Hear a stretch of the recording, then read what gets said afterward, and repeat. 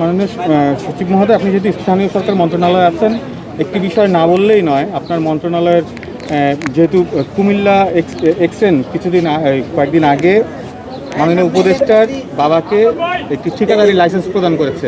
তো সেই বিষয়টি নিয়ে যেহেতু একজন সরকারি কর্মকর্তা, নির্বাহী কর্মকর্তা সরকারি বিধিনিষেধ সম্পর্কে জানে, তারপরও উপদেষ্টা মহোদয়ের বাবাকে এরকম ঠিকাদারি লাইসেন্স দেওয়ার কারণে কি স্থানীয় সরকার মন্ত্রণালয়ের সম্মান ক্ষুণ্ণ হয়েছে কিনা এবং সেই নির্বাহী প্রকৌশলীর ব্যাপারে আপনি কোনো ব্যবস্থা নেবেন কিনা? এই বিষয়টি আমি সঠিক জানি না, তবে এটা জেনে আমরা প্রয়োজনীয় যে উদ্যোগ সেটা আমরা গ্রহণ করব। আরেকজন উপদেষ্টা মহোদয়ের এপিএসের পদত্যাগের ব্যাপারে সামাজিক যোগাযোগ মাধ্যমে ব্যাপক অনিয়মের অভিযোগ উঠেছে। এই বিষয়ে মন্ত্রণালয়ের দায়িত্বপ্রাপ্ত সর্বোচ্চ কর্মকর্তা হিসেবে আপনি কি বলবেন? টানা সপ্তমবারের মতো বেস্ট টিস্যু পেপার ব্র্যান্ড হিসেবে স্বীকৃতি পেয়েছে বসুন্ধরা টিস্যু।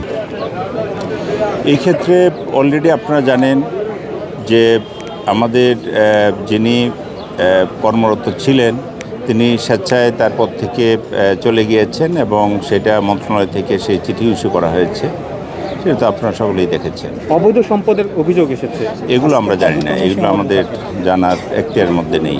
আমার প্রশ্নগুলো আমার মনে আজকের আপনারা কি মন্ত্রণালয়ের পক্ষ থেকে তদন্ত করার উদ্যোগ নেবেন কিনা? আজকের কাজ নিয়ে না, এরকম কোনো উদ্যোগ আমাদের মন্ত্রণালয়ে নেই।